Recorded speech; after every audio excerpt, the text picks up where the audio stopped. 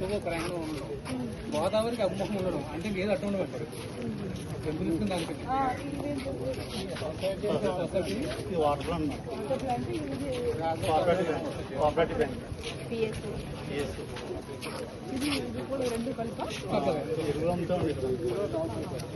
ఎరువులంతా bank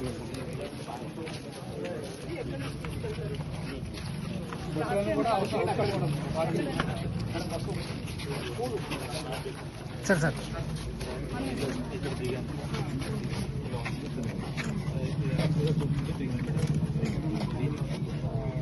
bund road connecting పెద్దగా roads ఉంటాయి, rams ఉంటాయి, ఇలా వెళ్ళి ర్యామ్స్ ఉంటాయి. రైట్ సైడ్ వెళ్తే చిన్న ఒక సీసీ రోడ్ ఉంది, సీసీ రోడ్ పక్కన ఈ ల్యాండ్ 10 ఎకర్కి ల్యాండ్ ఉంది. దాంట్లో ఒక 80 సెంట్స్ 1 acre వరకు కొద్దిగా అప్ చేశారు, అది బాగా రెడీగా ఉంది. ఈ రోడ్డు ఇలా వెళ్తే ఇక్కడ నుంచి ఇలా వెళ్తే మనం ఘాట్ వచ్చేస్తున్నాం. ఈ రోడ్డు కూడా వేస్తున్నారు. ఇక్కడ నుంచి ఇలా సైడ్ టెంపుల్ ఇక్కడ ఒక చిన్న సీసీ రోడ్ కూడా బాగుంది.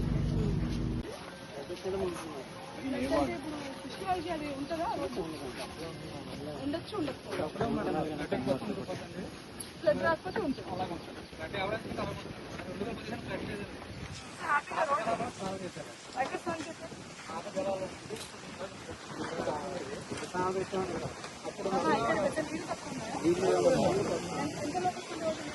ఇక్కడ ఇంటి కూడా ఎక్కడ ఇసుక ఉండదండి, ఆ ఇసుక మీద స్నానాలు ఇక్కడ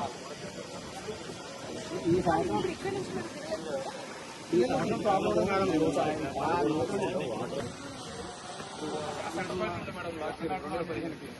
అది బాగాలేదండి. ప్లస్ మనకేమో అన్ఈవెన్ గా ఉన్నాయి, స్టెప్స్ హై లెవెల్ లో ఉన్నాయి.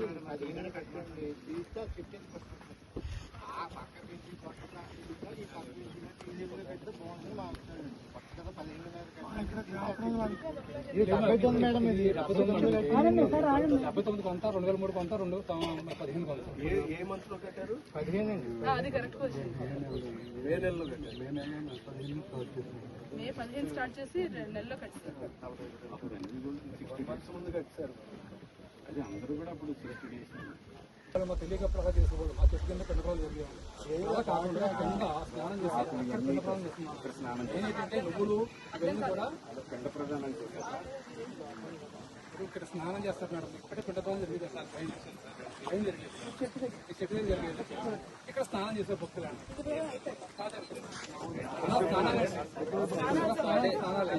అక్కడ పెండ ప్రధానం వదిలిపెట్టినప్పుడు అక్కడ నువ్వులు ఆకులు అన్ని వచ్చి భక్తులు పడుతున్నాయని చెప్పేసి అవి పడతాయని చెప్పేసి వెహికల్ ట్రాఫిక్ లో డైవర్షన్స్ చూసుకుంటాము. ఇక్కడికి వచ్చిన తర్వాత ఘాట్ కంట్రోల్ రూమ్ ఒకటి పెట్టుకుంటాము. ఈ ఘాట్ కంట్రోల్ రూమ్ లో ఆన్లైన్ డిపార్ట్మెంట్స్ కూడా ఉంటారు. ఈ ghat control room major integrated దానికి కనెక్ట్ అయి ఉండేది. సో ఇక్కడ పబ్లిక్ అడ్రస్ మ్యామ్. ఇక్కడ ఇంకోటి ఏంటంటే ఇక్కడ టెంపుల్ ఒకటి ఉంది మ్యామ్. ఇక్కడికి ఎంతమంది వస్తారో మాక్సిమం ఇక్కడ నియర్ బై టెంపుల్ కూడా అంతమంది వెళ్తారు. లాస్ట్ టైం శివరాత్రికి కూడా ఎక్కువ ఇక్కడ మునికూడ దగ్గర మనం వచ్చే దారిలో టెంపుల్ ఉంటుంది. సో అక్కడ కూడా కొద్దిగా అనార్గనైజ్డ్ గా ఉంటుంది. అక్కడ కూడా మేము డిప్లాయ్ చేసుకుంటాము. ప్రాపర్ గా ఎంట్రీ ఎగ్జిస్ట్ కూడా అక్కడ పెట్టుకోవాలి, లేకపోతే అక్కడ స్టాంపేజ్ జరిగే ఇష్యూస్ కూడా ఉంటాయి. యంత్రాంగం అంతా ఈరోజు మునికూడ గురించి పర్యటన చేయడం జరిగింది. దానికి భాగంగా ఇప్పుడు ఒక మోడల్ ఘాట్ లో అంటే ఏమేమి ఉండాలి, ఈచ్ డిపార్ట్మెంట్ వైజ్ వాళ్ళు మనం 50 meters ఒక బేస్ కంపార్ట్మెంట్ అనుకుంటే ఆ 50 మీటర్లో ఈచ్ డిపార్ట్మెంట్ ది ఏమేమి రిక్వైర్మెంట్ ఉంది. లైక్ పోలీస్ వాళ్ళు ఇందాక చెప్పినట్టు వాళ్ళకి ఒక వాచ్ టవర్, కంట్రోల్ రూమ్ కావాలా అని వాళ్ళు చెప్పారు. అట్లా ప్రతి ఒక్క డిపార్ట్మెంట్ ఉంది. తర్వాత డిపిఓ వస్తే వాళ్ళ శానిటేషన్ సిబ్బంది ఎంతమంది డిప్లాయ్ చేస్తారు, ఎక్కడెక్కడ డిప్లాయ్ చేస్తారు.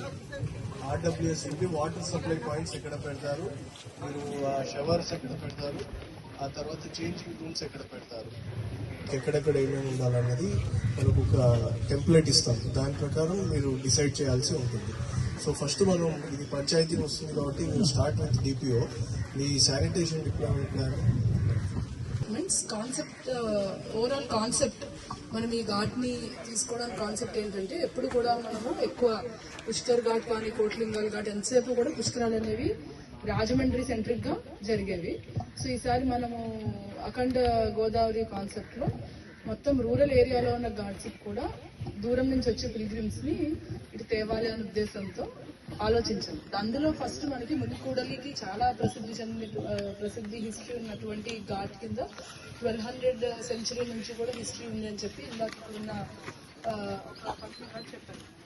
సో ఇప్పుడు ఆ హిస్టరీని కూడా మేము ఇందులో తీసి అసలు ఏముంది ఘాట్ యొక్క హిస్టరీ ఏంటి, కల్చర్ ఏంటి, మునికూడలి అంటే ఎవరెవరు వచ్చారు, ఏంటి, ఏ డైనాసిటీ ఎప్పుడు జరిగింది, ఇవన్నీ details we will take it out. So మనం ఈ ఘాట్ ని చూస్ చేసుకోవడానికి కారణం ఈ ఘాట్ యొక్క కల్చర్ అండ్ హిస్టరీని చూపించడంతో పాటు పిల్గ్రిమ్స్ ని, వైజాగ్ నుంచి వచ్చిన పిల్గ్రిమ్స్ ని, లేదంటే ఒకవేళ మీకు కొవ్వూరు దాటి గామన్ వచ్చినా సరే వెంటనే రూట్ డైవర్షన్ చేసుకుని this is very near to our Katheru కాబట్టి మనకి 2 యాంగిల్స్ లోని కూడా బాగుంటుంది.